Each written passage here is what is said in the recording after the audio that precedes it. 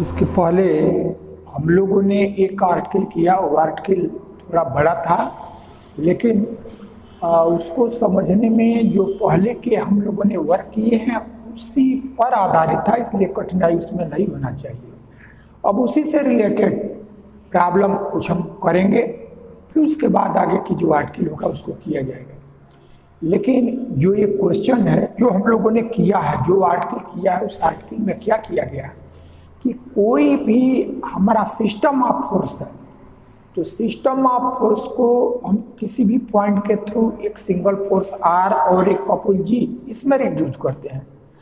फिर उस आर और जी को आर के डायरेक्शन में कर सकते हैं, और जब आर के डायरेक्शन में कर लेते हैं तो जो डायरेक्शन होता है वही सेंट्रल एक्सिस कहलाता है, और सेंट्रल एक्सिस के अलांग जो फोर्स जी वर्क करता है वो हमारा जी नहीं, जी कॉस थीटा होता है। तो यानी उसी जी कॉस थीटा को हम कैपिटल के से डिनोट करते हैं।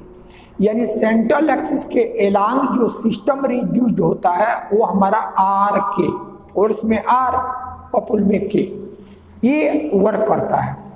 और जो आर्टिकल इसके पहले हम लोगों ने किया है वो आर्टिकल किसी रेंज को, उसी आर और के को एक साथ लिखते हैं तो रेंज कहते हैं।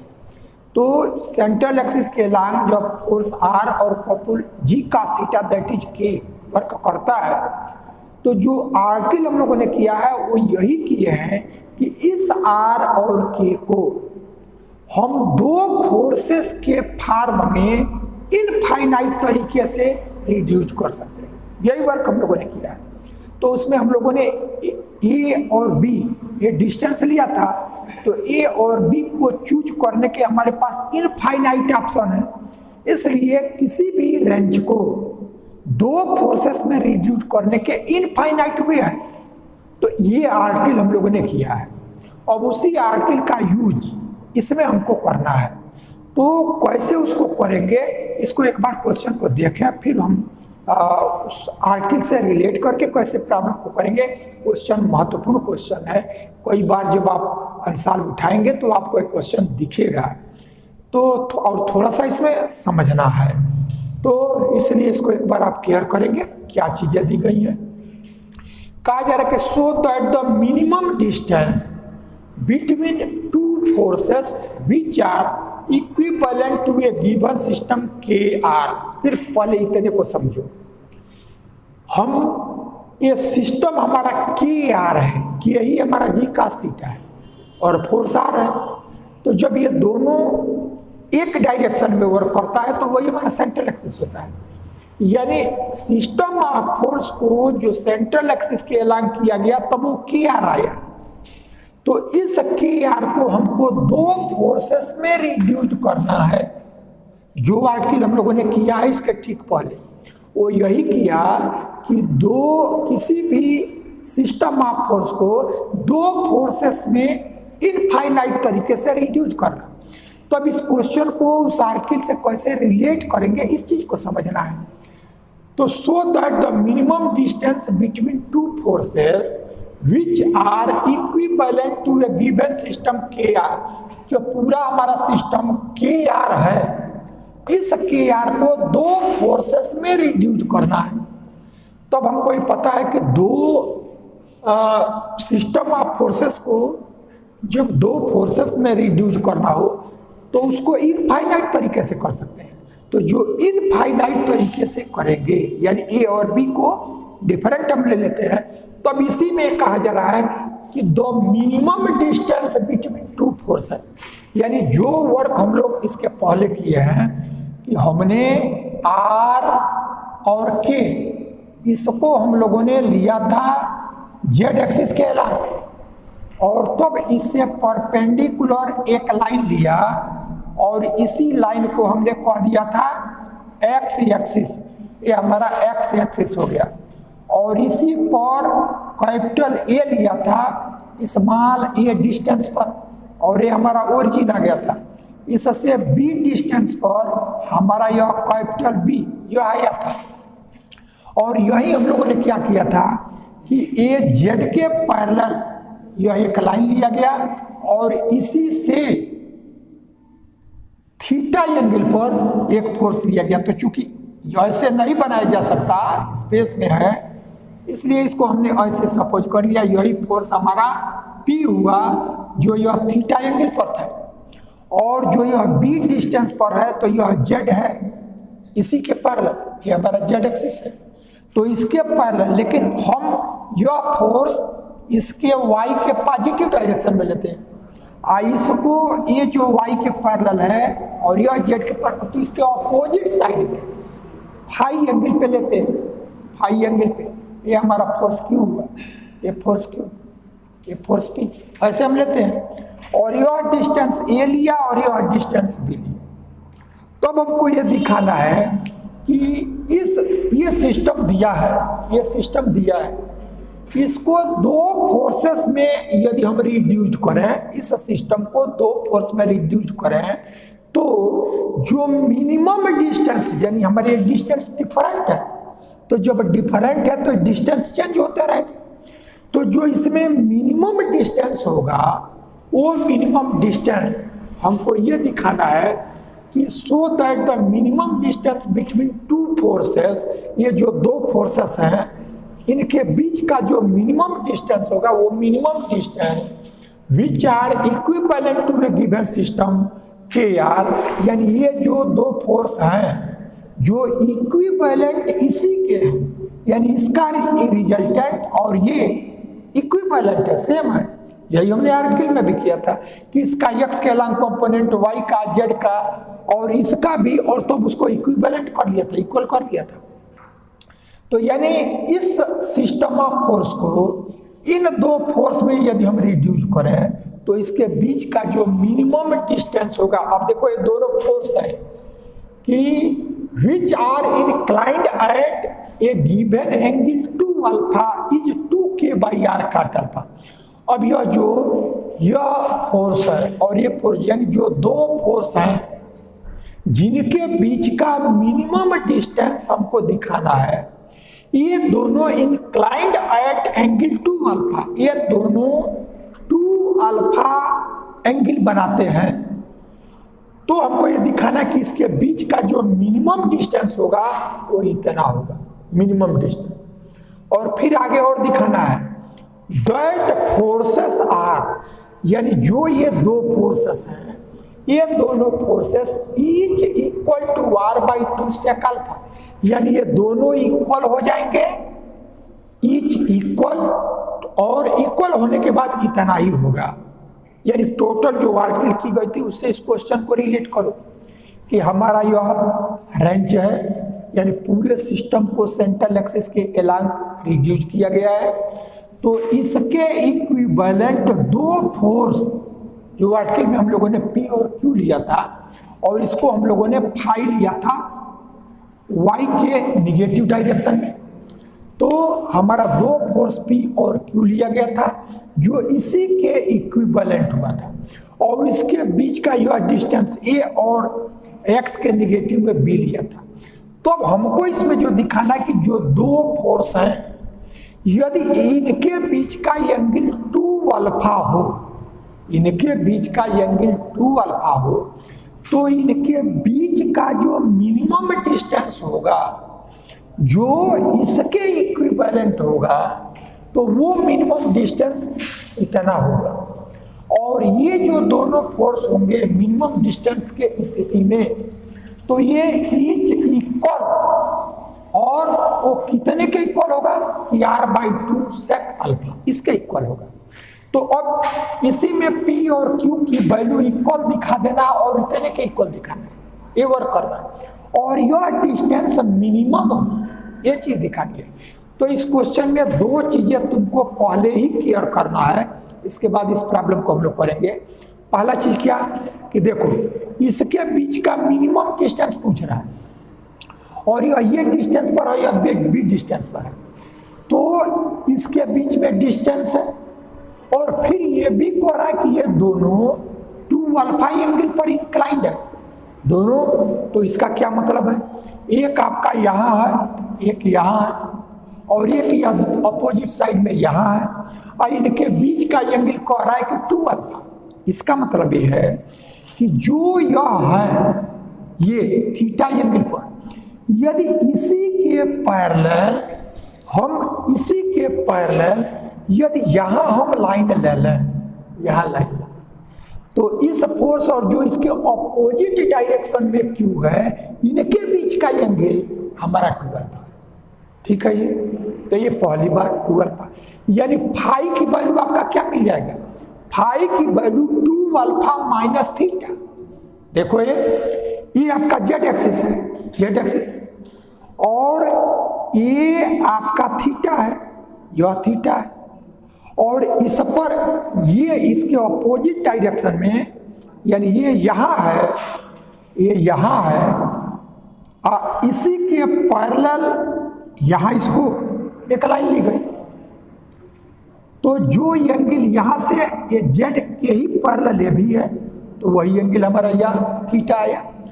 इस जेड के ऑपोजिट डायरेक्शन में, ये अपोजिट डायरेक्शन में हमने यह फाई लिया है, ये फाई लिया है, ये फाई। कहा जा रहा है कि इसके और इसके बीच का एंगल 2 अल्फा है, तो इसका मतलब फाई की वैल्यू 2 अल्फा माइनस थीटा। ठीक है ये, तो फाई की वैल्यू 2 अल्फा माइनस थीटा, ये चीज हो गया। अब आप फाई जहां जहां है उसको हम लिखेंगे 2 अल्फा माइनस थीटा, ऐसा लिखेंगे, तो एक चीज आ गया। अब इसके बीच का डिस्टेंस मिनिमम हो, ये चीज देखो, मैक्सिमम मिनिमम वाला यहाँ क्वेश्चन आ गया कि ये हमारा इसके बीच का डिस्टेंस मिनिमम है, तो डिस्टेंस डिफरेंट है, अब उसमें मिनिमम हो, ये चीज को ऐसे कंसीडर करेंगे।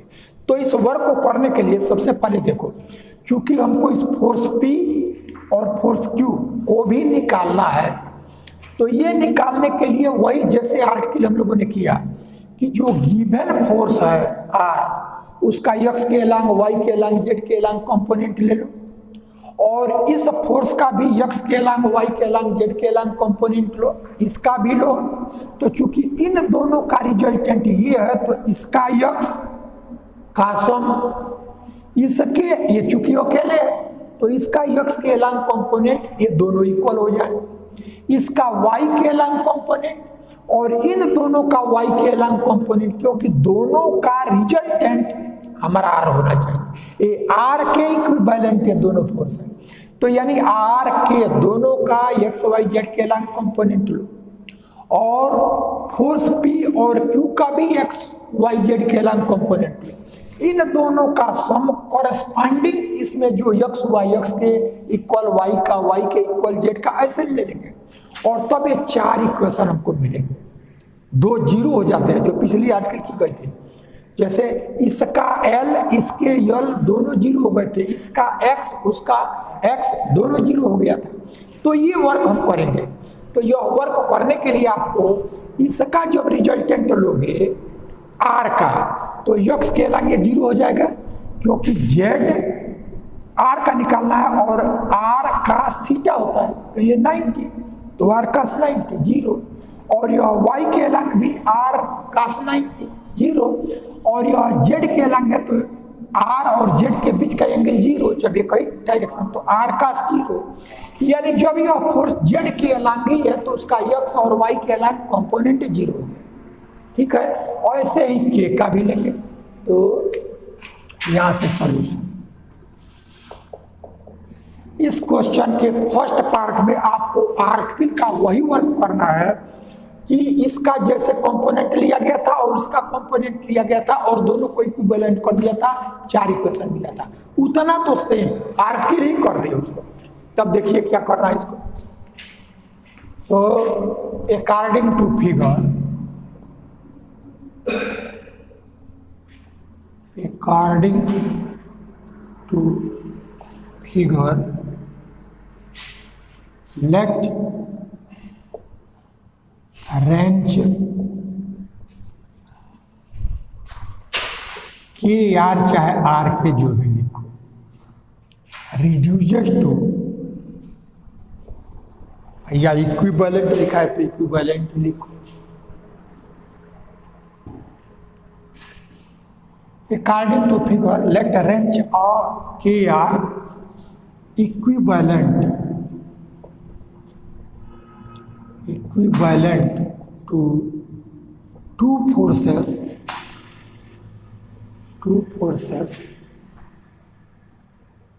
P and Q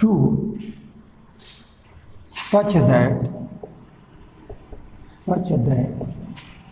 P makes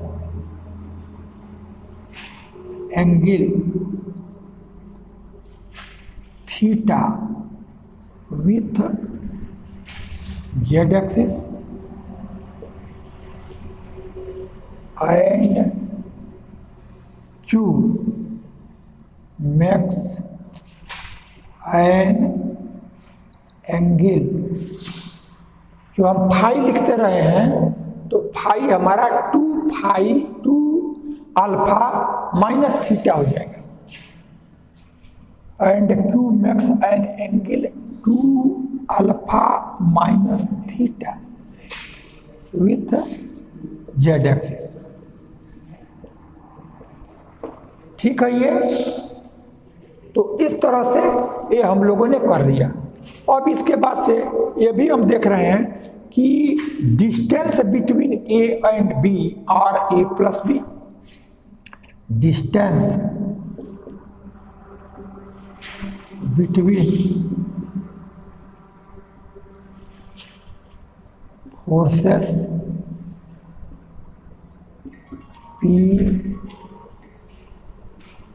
P and Q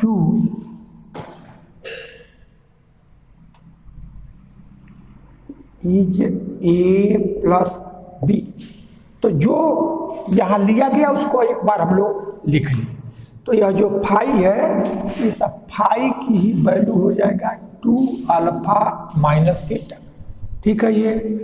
अब आप क्या कर लो कि इसका कंपोनेंट लेने के लिए इसका कोऑर्डिनेट, तो इसका कोऑर्डिनेट आपका ए का मिल गया A0 0 ए का, और बी का -B0 0 ऐसा आ गया, कोऑर्डिनेट आ गया।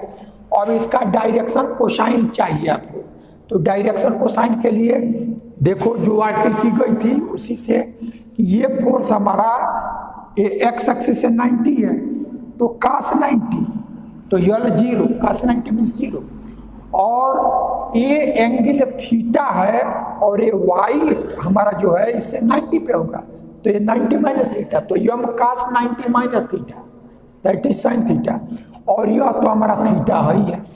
तो अब यहाँ से लिखेंगे direction cosine coordinate of P and Q, coordinates of P and Q यही लिखो, coordinates of A and B where forces P and Q act are A0 0 and -B0 0 respectively।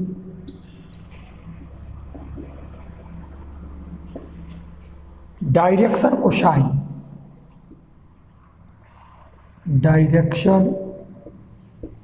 Cosine,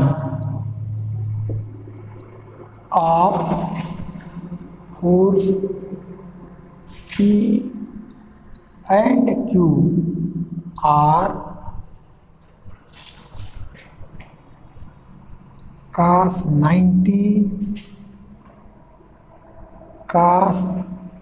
90 minus theta cos theta, यह हमारा P का line of action का हुआ, and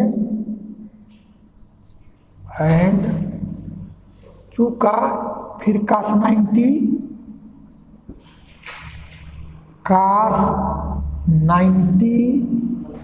+ plus 2 alpha minus theta और cos 2 alpha minus theta, five की जगह 2 alpha minus theta ऐसा कर लीजिए।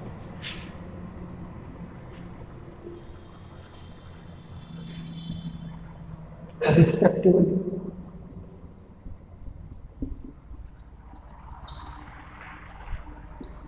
दैट इज, अब कास 90 यह आपका 0 हो गया, कास 90 माइनस थीटा ये आपका साइन थीटा हो गया और ये कॉस थीटा,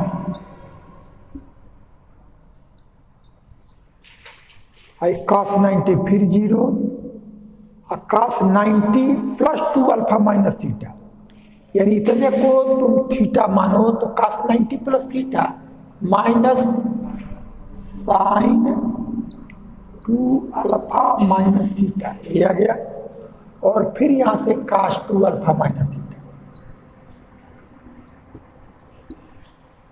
इस तरह का वर्क हम लोग पहले भी, इसके पहले जो आर्टिकल है उस आर्टिकल में हम लोगों ने किया है। तो डायरेक्शन कोसाइन ये निकाल लिया गया। अब आप इसका कंपोनेंट लो, तो कंपोनेंट लेने के लिए हम कोऑर्डिनेट लिखते हैं। तो यह A0 0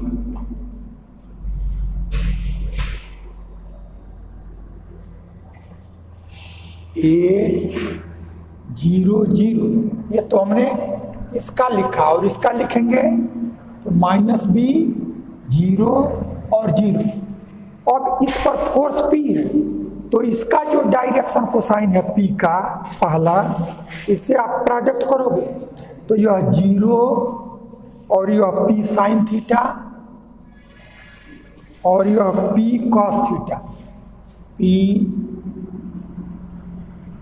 कॉस थीटा, और फिर यहाँ से Q है, ये Q है तो Q इंटू 0 और minus Q sine 2 alpha minus theta, 2 alpha minus theta, और Q यहाँ Q cos 2 alpha minus theta ये आ गया। अब इसका x कंपोनेंट लो, तो x कंपोनेंट इसका आया 0 प्लस 0। इस तरह का वर्क बहुत हम लोगों ने किया है। तो ये 0 प्लस 0, x कंपोनेंट 0 हो गया। y कंपोनेंट, तो y component p sine theta और minus q sine 2 alpha minus theta, sine 2 alpha minus theta ये आ गया। तो यह y हो गया। अब यह z, तो z करोगे तो p cos थीटा और plus q cos 2 alpha minus theta ये आ गया। तो अभी ये जो आर्टिकल हम लोग इसके पहले किया ठीक उसी पैटर्न पे है। ये हम लोगों ने इन दोनों फोर्सेस का x y z इसके अलग कंपोनेंट लिया, और इसी का यह लेंगे तो यह L, तो L के लिए पहले को छोड़ दो 0 माइनस 0, पहले को छोड़ दो 0 माइनस 0, तो L 0 हो गया।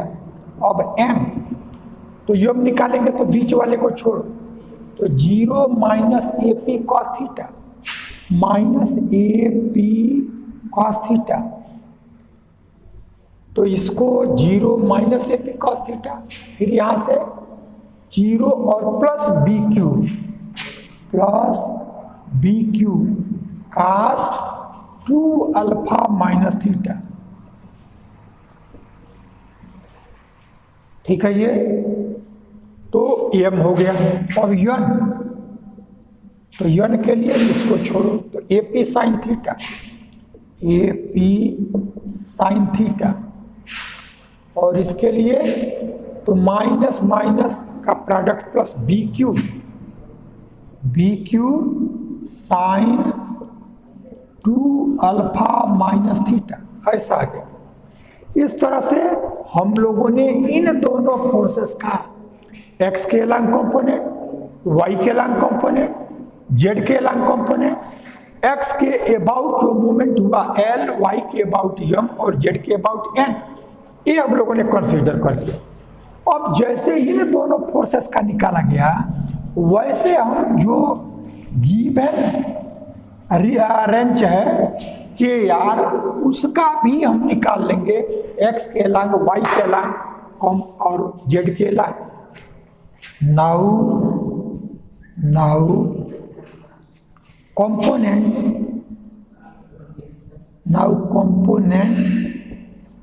of given force are along x, y, z axis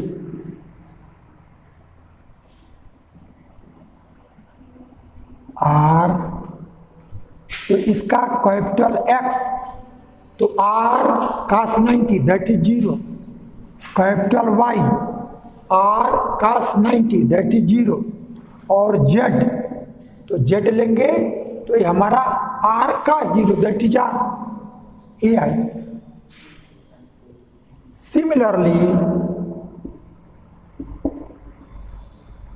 similarly moments component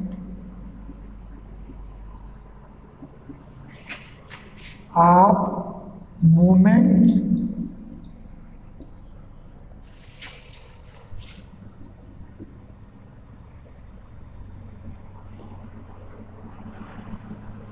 के along x, y, z axis respectively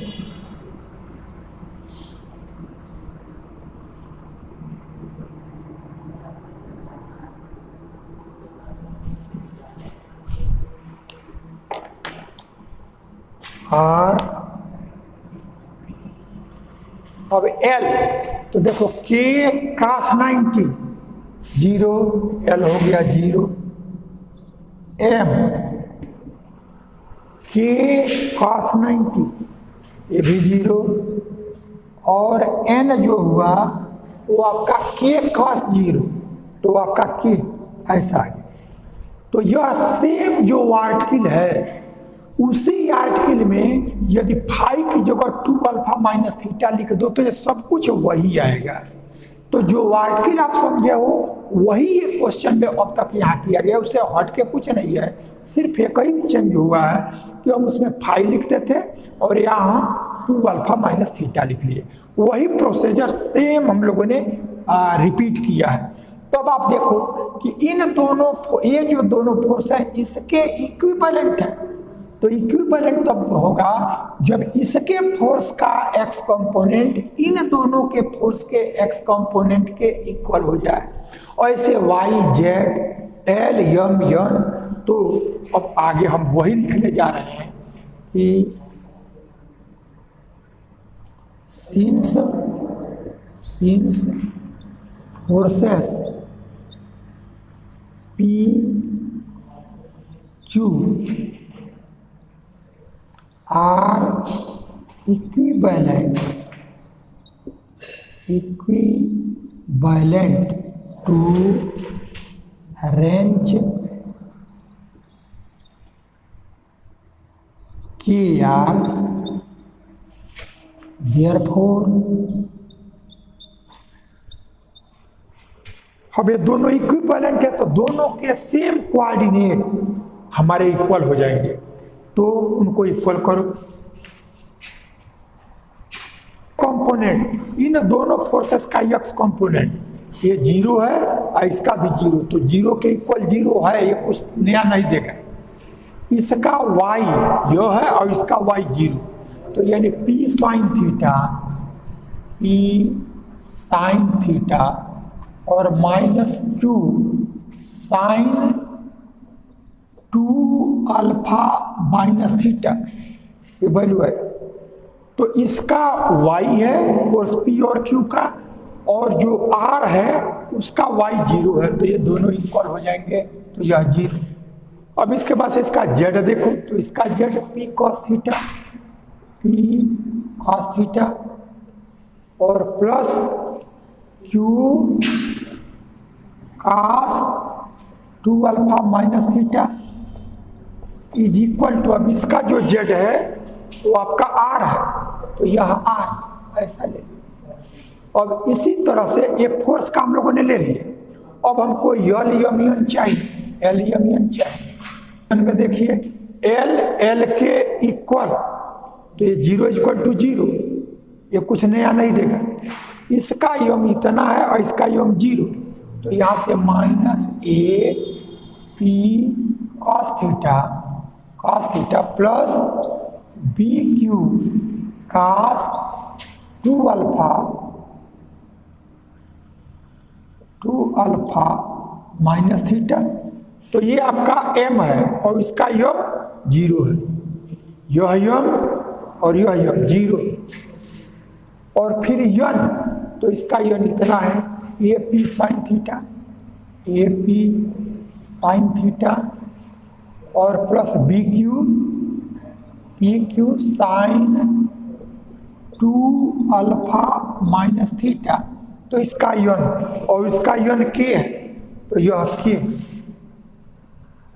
ये चारों को हमने जब इक्विवेलेंट किया तो हमको ये रिजल्ट मिल गया। अब इन्हीं से ये तो सेम जो आर्टिकल हम लोगों ने किया है ठीक वही चीजें थी। तो इस क्वेश्चन का फर्स्ट का मतलब 2 रिजल्ट नहीं, मैंने इसको समझने के लिए जो कोई स्टेप पे यदि हम समझें तो उसका फर्स्ट स्टेप जो है वो ये है कि इस सिस्टम को जिन 2 फोर्सेस के इक्विवेलेंट लिया गया जिसको P और Q कहा गया, तो P और Q का भी x y z के along component, x y z के अबाउट मोमेंट यह ले लें, और फिर जो ये रेंज है गिवन रेंज है इसका भी x के अलोंग y के अलोंग z के अलोंग कंपोनेंट और k का भी। तो ये चूंकि इक्विवेलेंट है तो इसका x y z इसका x y z के करस्पॉन्डिंग इक्वल कर लेंगे, तो 2 तो 0 इक्वल टू 0 देता है x और यल, इसलिए उससे कुछ नहीं मिलेगा, लेकिन ये 4। तो जो आर्टिकल आपने किया है उस आर्टिकल को ये समझ रहे हो, तो उस आर्टिकल में थीटा की जगह फाई की जगह 2 अल्फा माइनस थीटा रख दो, तो ये चारों क्वेश्चन जो वहाँ आर्टिकल में आया है वही चीज यहाँ आ जाएगा। तो इसको हमने एक नाम दे दिया, इसको हमने 1 कहा, इसको हमने 2 कहा, इसको 3 कहा और इसको 4 कहा। तो ये तो हम लोग आर्टिकल की तरह इसको किया है, लेकिन हमको लाना क्या है, इसकी जरूरत क्या है, इस बात को समझो।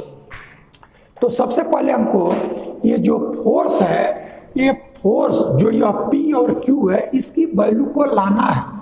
तो इसकी वैल्यू को लाने के लिए और किसके टर्म में लाना है, R के टर्म में लाना है। तो R के टर्म में लाने के लिए देखो हम क्या करेंगे, R के टर्म में लाना है, तो R के टर्म में लाने के लिए हम करेंगे ये कि 1 और 2 इन दोनों को स्क्वायर करके ऐड कर दो। तो स्क्वायर करके ऐड करोगे तो R आएगा, P और Q भी आएगा, जैसे sign square theta plus cos square theta 1 दे देगा। तो इसको स्क्वायर करके ऐड करोगे तो R की वैल्यू P और Q के टर्म में आएगा। फिर हम वहां से देखेंगे कि P और Q की वैल्यू को कैसे R के टर्म में लिख सकेंगे। तो अब अगला वर्क वही, क्योंकि हमको P और Q की वैल्यू R के टर्म में लाना है, इसलिए यहाँ से ये साइन और कास हट जाए, इसके लिए जब स्क्वायर करके ऐड करोगे तो sine square theta plus cos square theta ये हमको 1 दे देगा, तो थीटा हटे, इसके लिए ऐसा हम करने जा रहे हैं। तो squaring and adding, squaring and adding equation 1 and 2, 1 और 2 को स्क्वायर करके ऐड करो। तो ऐड करोगे तो देखो यहाँ से ये वैल्यू ये माइनस बी का होल स्क्वायर होगा और ये प्लस बी का होल स्क्वायर होगा। तो यानी यह P square sine square theta plus Q square sine square theta, theta की जगह 2 अल्फा माइनस थीटा, और -2 PQ sine theta sine 2 alpha minus theta. अभी आप देखिए कि इस इक्वेशन 1 के लेफ्ट हैंड साइड का स्क्वायर किया तो चूंकि a माइनस बी है टोटल का स्क्वायर, तो a square plus B square और -2ab ऐसा हुआ। तो ये तो इसका हुआ, वैसे इसका करो तो ये आया हमारा p square cos square theta plus q square cos square 2 alpha minus theta, और ये प्लस है, ये हमारा प्लस है तो +2PQ और cos theta cos 2 alpha minus theta. ये तो 1 और 2 के लेफ्ट हैंड साइड का स्क्वायर करके ऐड किया। अब इसको 0 का स्क्वायर करोगे तो 0 और r का स्क्वायर करोगे तो r स्क्वायर और ऐड करोगे तो केवल r स्क्वायर, ये हमारा r स्क्वायर। अब इसको थोड़ा सा सिंप्लीफाई कर लेंगे तो देखिए ये p square sine square theta और यह p square cos square theta, ये हमको p स्क्वायर दे देगा, यह p स्क्वायर और फिर यह q square sine square 2 alpha minus theta और यह q square cos square 2 alpha minus theta, तो वह q स्क्वायर। तो ये इसको इन दोनों को लिख लिया। अब इसमें देखो 2PQ इन दोनों में कॉमन है, इसमें और इसमें, तो +2PQ कॉमन ले लो तो क्या आया, यहां से प्लस वाले को पहले लिखो, cos theta cos 2 alpha minus theta और माइनस साइन थीटा और साइन 2 अल्फा माइनस थीटा, ये वैल्यू और यहां से r स्क्वायर ऐसा आया। अब आप देखो आगे का आपका फार्मूला कास ए कॉस बी माइनस साइन ए साइन बी ए कास ए प्लस बी का फार्मूला हुआ, तो यानी यह p square plus q square और +2PQ और यह कॉस ए की जगह थीटा और बी की जगह 2 alpha minus theta equal to r square, यानी plus theta minus theta cancel, तब यह p square plus q square plus 2PQ और cos 2 alpha equal to r square, ये हमने 5th ले लिया। अब आप देखो थीटा हमारा एलिमिनेट हो गया, ये स्क्वायर करके ऐड करने के पीछे पर्पज यही था कि यह थीटा क्वेश्चन में दिया नहीं है, हमको जो रिजल्ट लाना है वो अल्फा में लाना है, क्योंकि 2 अल्फा दोनों के बीच का एंगल दिया है। थीटा हमने सपोज किया है, ए हमने सपोज किया है, बी सपोज किया है, पी और क्यू सपोज किया गया, तो जो सपोज किया है उनकी वैल्यू को डिटरमिन करना पड़ेगा। अब आप देखो आर के टर्म में और अल्फा के टर्म में पी और क्यू तो आ गया, यदि हम ये दिखा दें कि P इक्वल टू Q, क्योंकि हमको दिखाना क्या है, इसीलिए क्वेश्चन को मिटा ही नहीं, and forces are each equal, ये दोनों इक्वल हो जाओ, किसके इक्वल, r/2 सेक अल्फा। तो अब इक्वल हो, इसके लिए अब हमको आगे के स्टेप में करना होगा कि अब इस क्वेश्चन को अब रखेंगे और हमारा ये रिजल्ट आ जाएगा कब, जब यहाँ P और Q दोनों को इक्वल कर लेंगे दोनों में, तो यहाँ से P की वैल्यू R के और अल्फा के टर्म में आ जाएगा, और जितना P है उतना ही Q, जब दोनों इक्वल हैं तो Q भी हमारा उतना ही हो गया। लेकिन P equal to Q how to determine, ये हमारा यहाँ मुख्य वर्क है।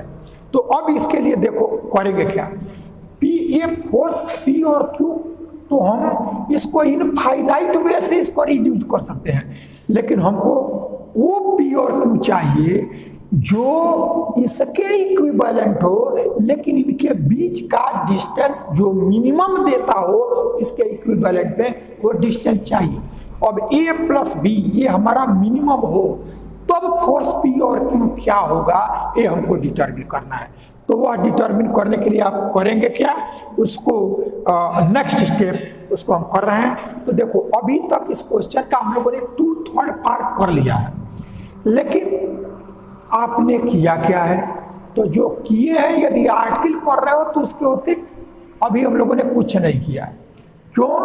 क्योंकि ये सारे आर्टिकल के वर्क हैं और उसमें ये चारों इक्वेशन उससे आ जाते हैं, और जब ये चारों इक्वेशन आ गया तो सिर्फ एक ही वर्क हमने किया, दोनों का स्क्वायर करके ऐड करके आर की वैल्यू को निकाला, जिसमें थीटा को एलिमिनेट कर दिया गया, थीटा नहीं बचा है। तो ये वर्क आया।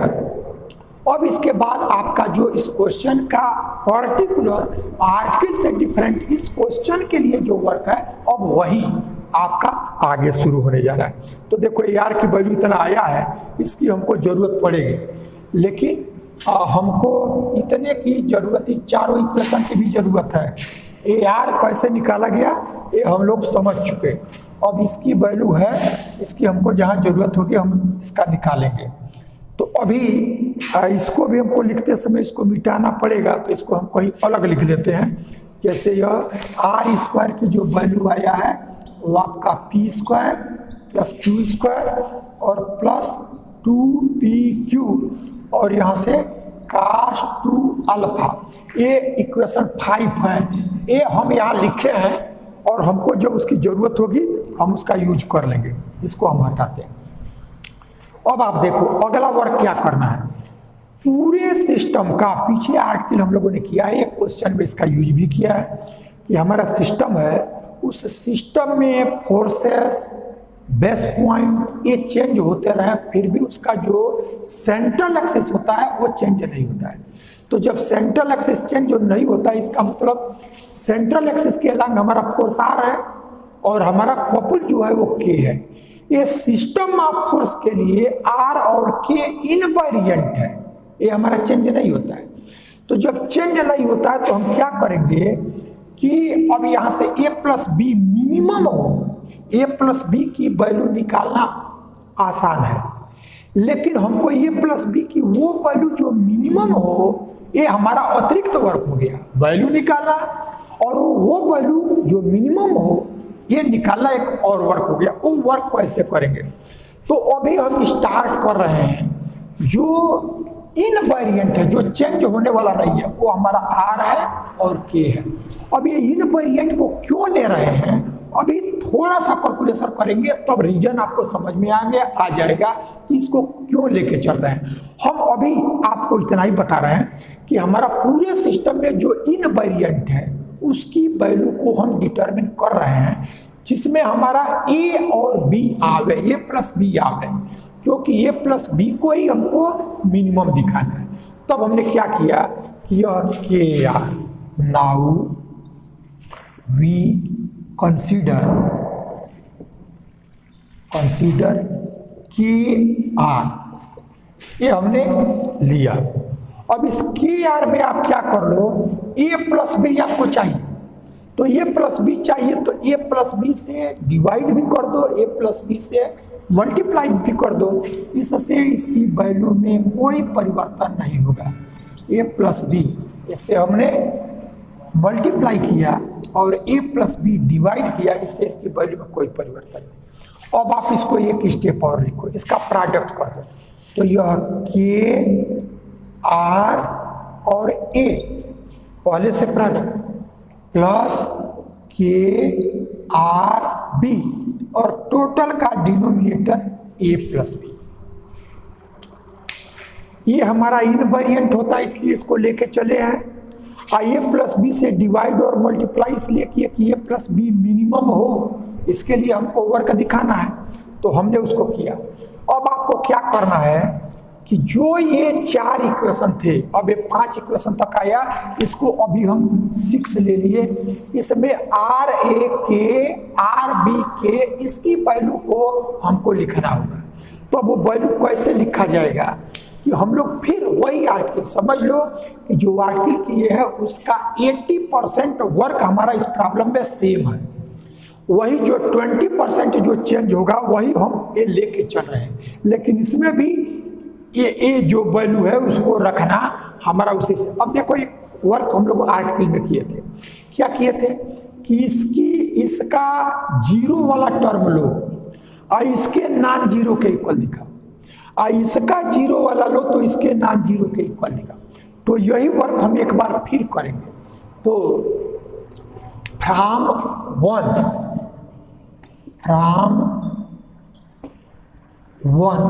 दोनों को अलग अलग करो, P sine theta is equal to Q sign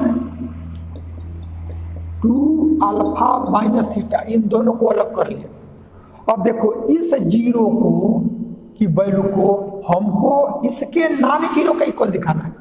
तो अब देख रहे हो कि ये P साइन थीटा तो है, लेकिन इसमें ये भी चाहिए, और यह Q sine 2 alpha minus theta तो है, लेकिन इसमें भी चाहिए।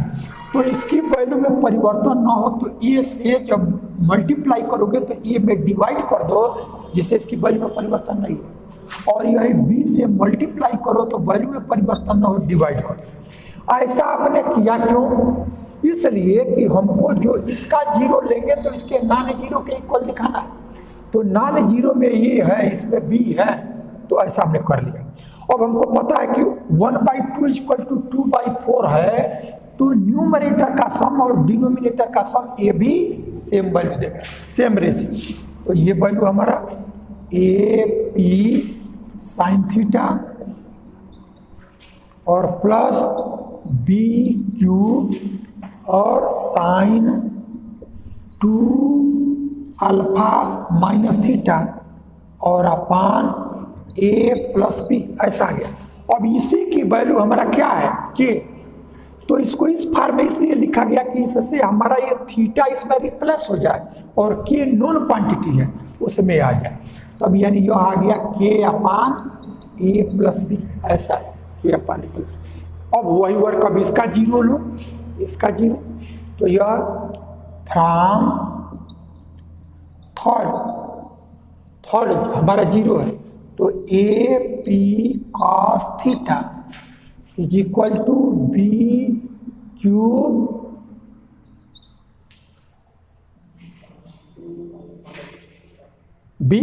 कॉस 2 अल्फा माइनस थीटा, ऐसा है। ये वैल्यू हम लोग लिए हैं। अब इसका जब जीरो लोगे तो इसके नॉन जीरो के इक्विवेलेंट, तो देखो पी कॉस थीटा में केवल पी है, इसके साथ हमारा ए है, तो इस ए को इधर ट्रांसपोज करो और इस बी को इधर ट्रांसपोज करो, ठीक है ये। तो यानी अब इसी वैल्यू को हम लिखेंगे यहाँ से, यह पी कॉस थीटा और यह बी इधर और पी और Q cos 2 alpha minus theta upon A इधर।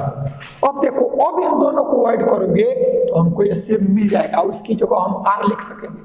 तब यही वैल्यू आपका यह पी कॉस थीटा और plus Q cos 2 alpha minus theta और अपान ए प्लस बी, या यही वैल्यू आपका R upon A plus B.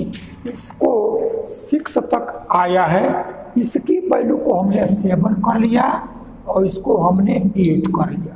अब देखो इसकी ज़रूरत क्यों पड़ी कि हमको यह जो आर ए है, इस आर ए की वैल्यू, यानी अब देखो आर ए की वैल्यू हमको लिखना पड़ेगा।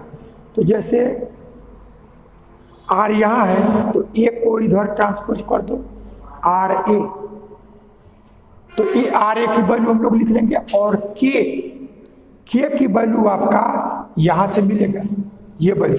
तो ए से ये कैंसिल, बी से बी कैंसिल, के की वैल्यू यह भी हो सकता है और यह भी हो सकता है, लेकिन कौन लिखेंगे इस बात को अब आगे हम लोग समझेंगे। तो अब हम क्या करेंगे कि from 7 and 8 equation 6 can be written है, यानी अब इसमें इनकी वैल्यूज को निकाल करके रखो, तो रखोगे। अब इन चारों का यूज हमको ये लिखना था इसलिए इसको मिटाए नहीं थे, अब वो काम हो गया इसलिए इसको आप हटा दो। From 7 and 8, from equations 7 and 8, equation 6 can be written as, can be written as. तो देखो क्या लिखना है, तो आपका यह के आर यह है इसकी वैल्यू। अब देखो आर ए की वैल्यू लिख लो। आर ए की वैल्यू पहले क्यों लिखेंगे कि इस बात थोड़ा सा यहाँ ध्यान दो। जैसे आर ए की वैल्यू डिफिनिट है, आर ए यह ए प्लस बी और क्यू कास 2 अल्फा माइनस थीटा ये होगा। लेकिन के की वैल्यू आपका ए प्लस बी यह भी हो सकता है और यह भी हो सकता है, दोनों हो सकता है, क्योंकि इसमें अब तो हम केवल इतना लाने के लिए ए और बी लिख करते। अब हमारा यह ए से यह ए कैंसिल हो गया, जब वो वैल्यू आ गई तो यह बी से यह बी कैंसिल हो गया। वो तो इतना लाना था तो हमने मल्टीप्लाई डिवाइड कर दिया, तो ये वैल्यू आया, ठीक है। ये तो अब के की वैल्यू आप ए प्लस बी यह भी लिख सकते हो, यह भी लिख सकते हो, लेकिन आर ए की वैल्यू एक ही लिखना है। तो जो एक ही वैल्यू है वो देखो कि तुम्हारा थीटा में आ रहा है कि 2 अल्फा माइनस थीटा में आ रहा है। तो यदि थीटा में आएगा तो के की वैल्यू 2 अल्फा माइनस थीटा वाला लिखेंगे, और यदि इसकी वैल्यू 2 अल्फा माइनस थीटा का तो के वाला हम थीटा वाला लिखेंगे। तो के को दोनों ऑप्शन है, लेकिन इसमें एक ही है तो इसका निश्चित कर लो। तो आर ए जो आएगा वो 2 अल्फा माइनस थीटा में आएगा, इसलिए के पहले लिखे हैं इसमें। तो के की वैल्यू 2 अल्फा माइनस थीटा नहीं लिखना है, ये क्या लिखेंगे यहाँ से ये वैल्यू पी साइन थीटा।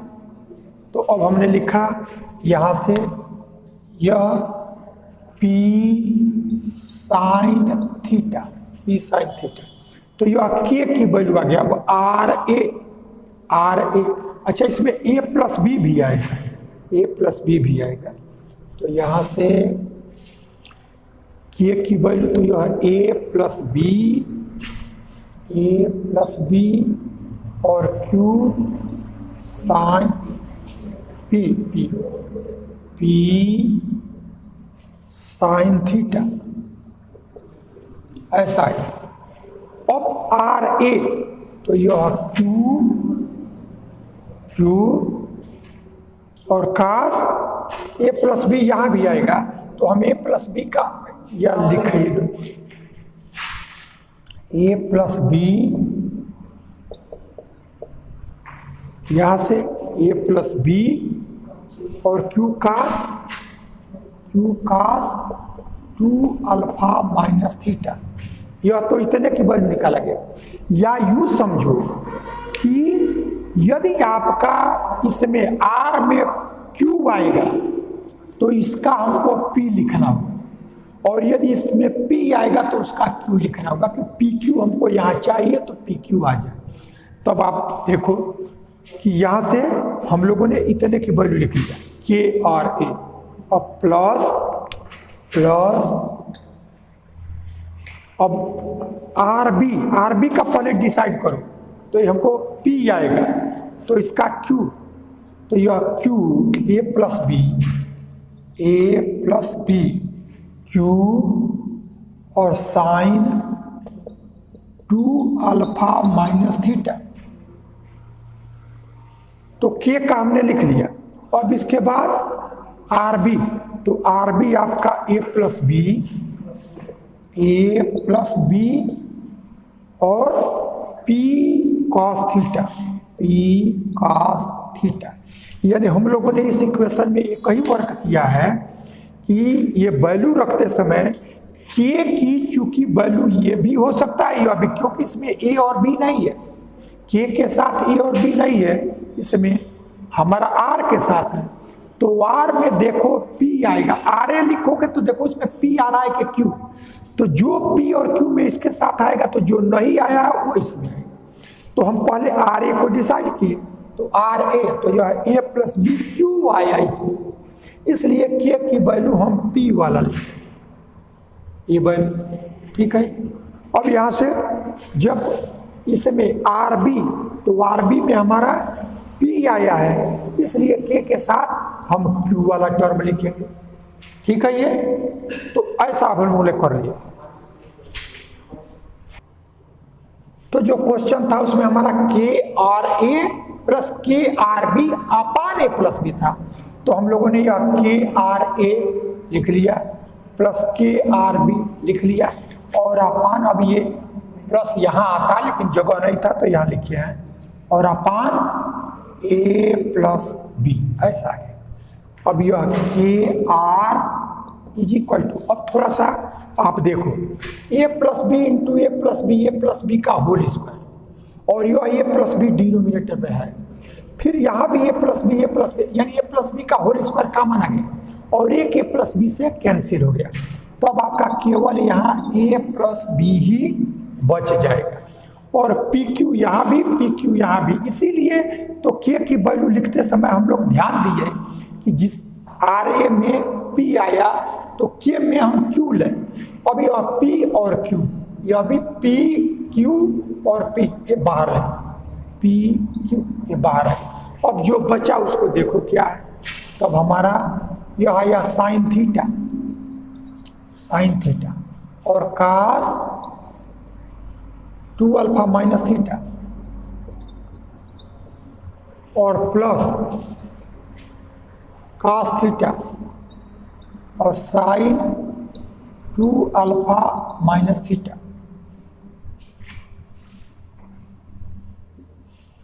देखिए ये इसमें ए प्लस बी इंटू ए प्लस बी का होल स्क्वायर एक बार लिखना चाहो तो लिख ही लो, और अपान यह ए प्लस बी ऐसा हो गया। तो ए प्लस बी का होल स्क्वायर और पी और क्यू, पी क्यू पहले में भी क्यू और पी क्यू कॉमन ले लिया, तो अब यहाँ से sine theta cos 2 alpha minus theta और प्लस अब यह कास थीटा और साइन 2 अल्फा माइनस थीटा ऐसा कर लिया। अब यह ए प्लस बी स्क्वायर से समाप्त हो गया, तब आपका ए प्लस बी ही सिर्फ बचा और यह पी क्यू बचा। और आप देखो यह साइन ए कॉस बी प्लस कास ए साइन बी, यह साइन ए प्लस बी ऐसा हमको दे देगा। तो यह साइन ए का थीटा और प्लस 2 अल्फा माइनस थीटा, यानी थीटा से थीटा कैंसिल। अब आपको ए प्लस बी की वैल्यू निकालना है क्या, मिनिमम, यानी जो दोनों के बीच का डिस्टेंस हम ए और यह बी लिए हैं तो दोनों के बीच का डिस्टेंस ए प्लस बी। तब हम देखें कि ए प्लस बी जो मिनिमम डिस्टेंस होगा वो हमारा ये होगा, और जो मिनिमम डिस्टेंस देने वाला फोर्स होगा उसकी वैल्यू को जब इसमें रखेंगे तब उसकी वैल्यू जो आएगा वो इतना होगा। ये दोनों चीजों को दिखाएंगे। अब आपको ए प्लस बी की वैल्यू निकालना है मिनिमम, तो ए प्लस बी को एक साइड में कर लो सिंगल, ऐसा आ गया, और तब यह के आर और अपान पी क्यू और साइन 2 अल्फा थीटा से माइनस थीटा कैंसिल। अब यहां से आप थोड़ा सा केयर करें, यही लास्ट स्टेप आपका क्वेश्चन का होगा। ए प्लस बी में देखो यह के और आर इनवेरिएंट होता है, इसीलिए इसको हम यहाँ के आर को क्यों लेके चले, इनवेरिएंट क्यों लेके चले, तो इसके पीछे का कि हमारा इस पूरे सिस्टम में सेंट्रल एक्सिस चेंज नहीं होगा और उसके अलावा हमारा जो फोर्स आर है और के है ये चेंज नहीं होगा, तो यह चेंज नहीं है, और अल्फा दोनों के बीच का एंगल दिया है वो भी हमारा चेंज नहीं। तो जब यह चेंज नहीं है और यह भी चेंज नहीं है, ये भी कांस्टेंट और ये भी हमारा कांस्टेंट, अब आपका ये वेरिएबल है ये और क्यों, और ये भी हमारा वेरिएबल है, क्योंकि हम फोर्स क्या लें ये हमको चूज करना है, और डिस्टेंस क्या ले, ये यहाँ ले, बी यहाँ ले कि यहाँ ले, ये हमको चूज करना है। तो अब पी और क्यू कि वो वैल्यू डिटरमिन करना हो जिससे ए प्लस बी यानी दोनों फोर्स के बीच का डिस्टेंस मिनिमम हो जाए। तो यह मिनिमम तभी होगा, ये हमारा इनवेरिएबल कांस्टेंट है, चेंज नहीं हो रहा। ये मिनिमम हो या मैक्सिमम हो ये चेंज होने वाला नहीं है, तो इस पर इसकी वैल्यू डिपेंड नहीं करेगा। हमारा अल्फा ये दोनों के बीच का एंगल है, वो चेंज होने वाला नहीं है। तो हमारा ये चेंज नहीं हो रहा है, चेंज सिर्फ यही हो रहा है। तो यह मिनिमम हो ये तभी पॉसिबल होगा जब ये मैक्सिमम हो जाए। जब हमारा ये मैक्सिमम रहेगा पी क्यू, तब यह ए प्लस बी हमारा क्या होगा, मिनिमम होगा। और अब देखो इस के आर को इसीलिए लिया गया था कि यदि ये भी हमारा चेंजेबल होता, ये भी वेरिएबल होता, तब तो हमारा इसकी वैल्यू इस पर भी डिपेंड करता और इस पर भी डिपेंड करता। तब हमारा किस पर ये मिनिमम देगा और वो हमारा दो ऑप्शन हो जाते। इसीलिए हमने के आर को लिया कि वो है इनवेरिएंट। तो हमारा ये चेंज होने वाला नहीं, ये चेंज तब अब फिक्स हो गया कि इसका मिनिमम सिर्फ पी क्यू पर डिपेंड करेगा। तो यह के आर को क्यों लिया गया, ये रीजन अब समझ में आया कि के आर से हमारा यह ए प्लस बी भी आएगा और के आर हमारा इनवेरिएंट है, वो चेंज होने वाला नहीं है। इसलिए हमारा ये प्लस बी मिनिमम कब होगा वो इस पे डिपेंड नहीं करेगा। तो इसलिए हमने के आर को लिया था। तो अब हमारा ए प्लस बी ये इक्वेशन जो है 7 तक आया, 8 तक आया, इसको हमने 9 ले लिया। तो A plus B is minimum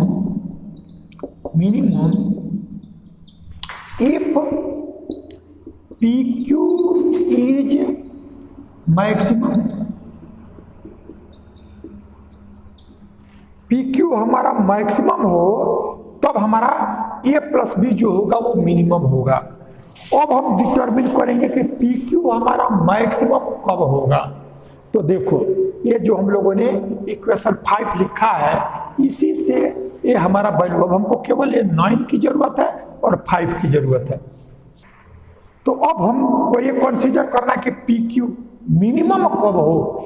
इसके लिए जो आपका इक्वेशन 5 है इसको लिखेंगे। तो A plus B is minimum if P Q is maximum for maximum value of P Q we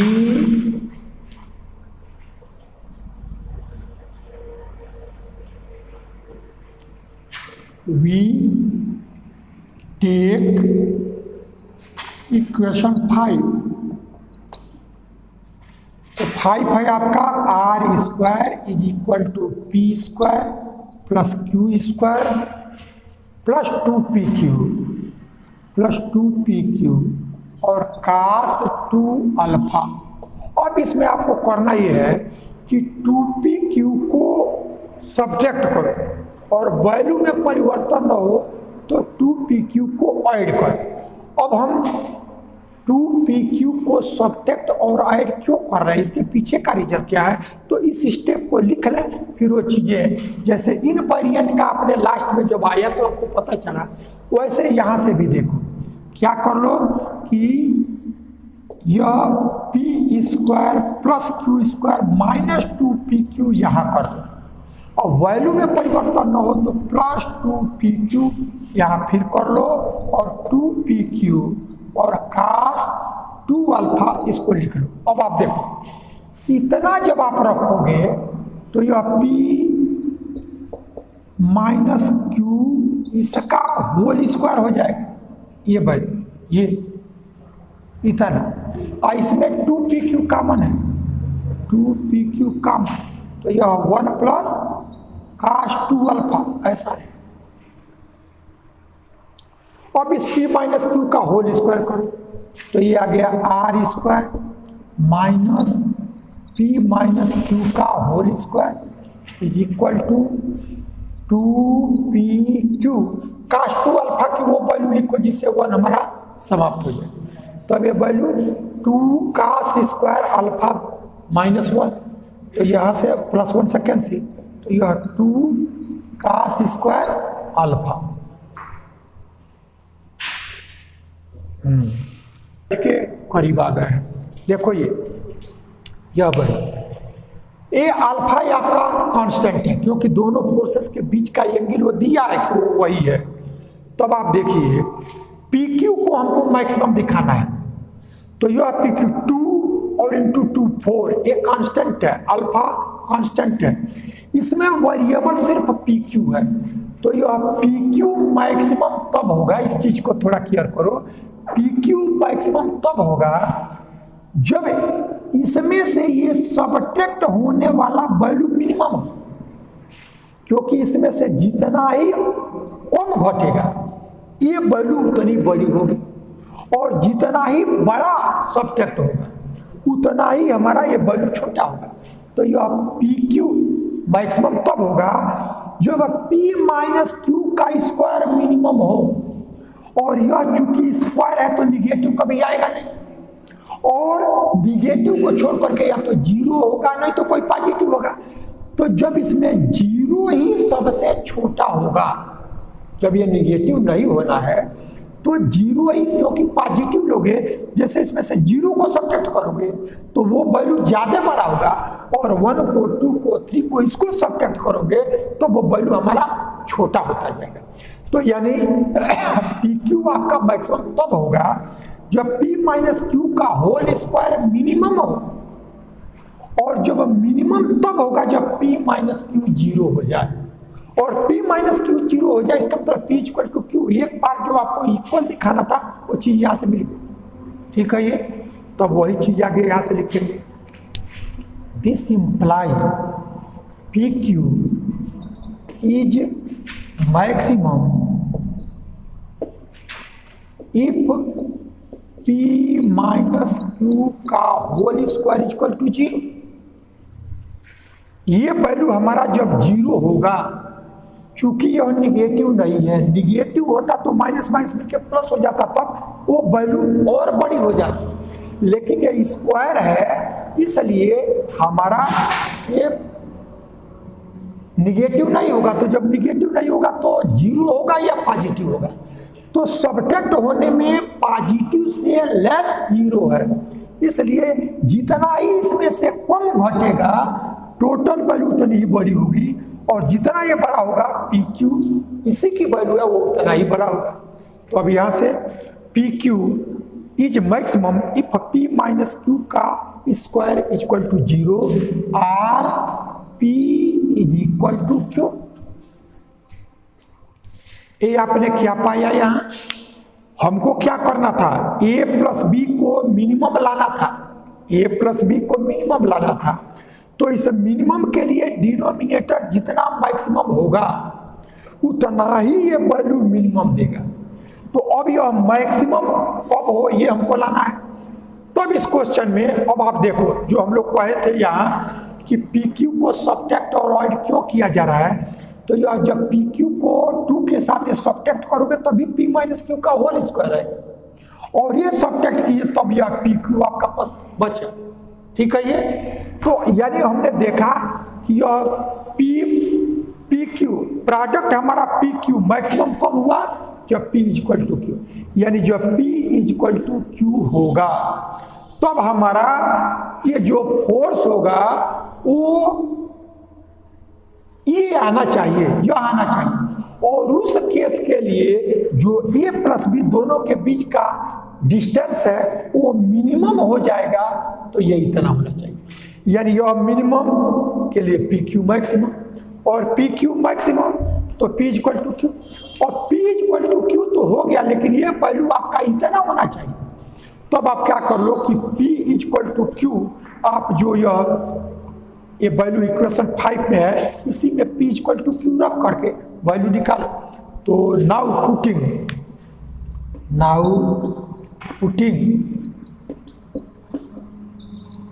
p is equal to Q in equation 5। इस इक्वेशन 5 में ही क्यों लिख रहे हैं, क्योंकि हमको p और q की वैल्यू r के टर्म में निकालना है, अल्फा के टर्म में निकालना है। तो इसीलिए अब यहाँ से करोगे तो विच गिव्स अब ये क्या दिया, R square is equal to P square plus P square, 2p²। तो यहाँ 2p² और फिर यह प्लस 2p² और cos 2α, ऐसा है। यानी 2p² को कॉमन ले लें, तो यहाँ से 2p² कॉमन। अब 1 प्लस cos 2α ये आया, या r² is equal to 2p² और फिर 2 cos² अल्फा -1 करोगे तो इससे कैंसिल हो गया, यानी 2 cos² अल्फा। अब यहाँ से p की वैल्यू आप निकाल सकते हो r के टर्म में, तो r के टर्म में निकालेंगे तो this imply p is equal to, अब दोनों साइड का अंडर रूट ले लो, तो यह r और यह 1 2 और यह cos अल्फा।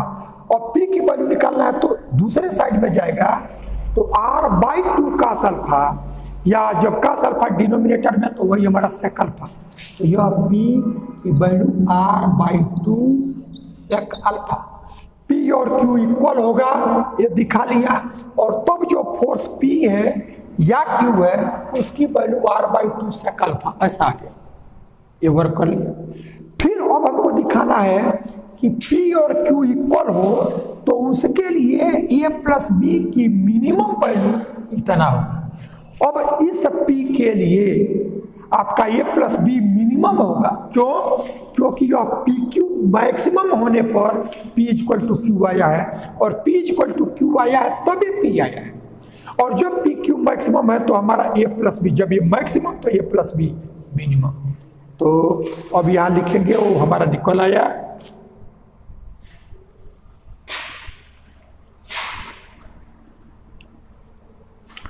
फ्रॉम इक्वेशन 9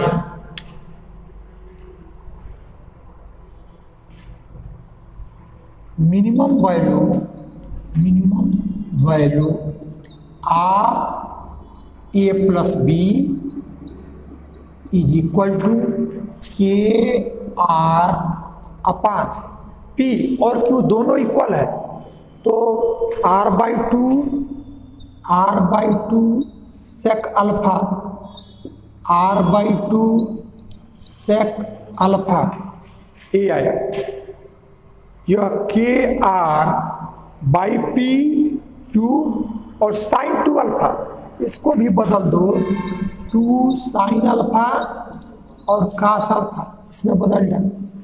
अब आप देखो क्या कैंसिल होने वाला है, तो आपका यह sec और एक cos, ये दोनों 1 दे देगा, और यहाँ से एक sec बचा और एक आपका, तो sin और इस sec को तुम ऊपर ले जाओ। अब एक r इस r से कैंसिल, एक 2 से कैंसिल, यानी फाइनली आपका बचा यह k बचा हुआ है, एक r से कैंसिल हो चुका है। तो जो रिजल्ट लाना है उसमें आप देखिए यह k और एक r यह बचा हुआ है, और एक 2 से कैंसिल हो चुका है, और एक 2 डिनोमिनेटर तो 2 ऊपर हो गया, अब आप देखिए कि एक sec और का समाप्त होगा, एक sec ऊपर जाएगा तो cos अल्फा, और नीचे आपका ये sin है, यानी 2k अपान r और cot अल्फा, यही हमारा मिनिमम डिस्टेंस होगा।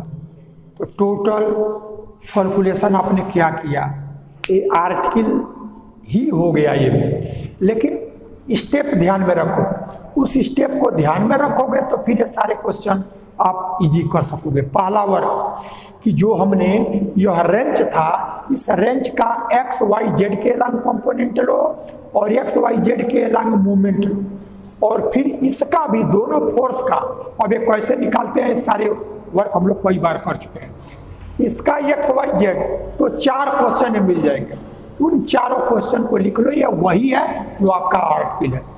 फिर आपको दूसरा वर्क जो करना है के आर जो इनवेरिएंट है, तो के आर की वैल्यू लिखो, ए प्लस बी से मल्टीप्लाई करो और डिवाइड करो, और तब आर ए और के इसकी वैल्यू को लिखना है। तो उसके लिए जो 4 इक्वेशन तुम पाए हो उसमें पहले का 0 लेके दूसरे का नॉन 0 बनाओ, और दूसरे का 0 लेकर पहले का नॉन 0 बनाओ।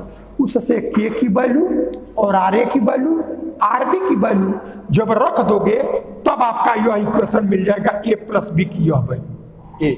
यानी 4 इक्वेशन को पाना और फिर उसके बाद से के आर जो इनवेरिएंट है उसके हेल्प से ए प्लस बी की यह वैल्यू पाना।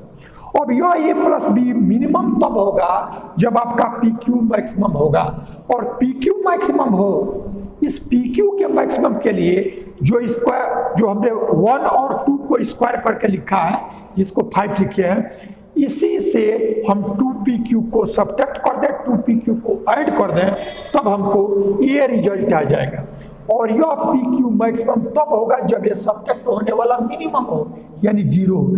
ये 0 हो तो हमारा p इक्वल टू q, और यही p इक्वल टू q जब यहाँ रखोगे तो p की वैल्यू r के टर्म में आ जाएगा। अब ये वैल्यू जो हमारा p का आया और q का, वही a प्लस बी की वैल्यू में इसमें रख दोगे तो हमारा यह जो आएगा a प्लस बी की मिनिमम वैल्यू।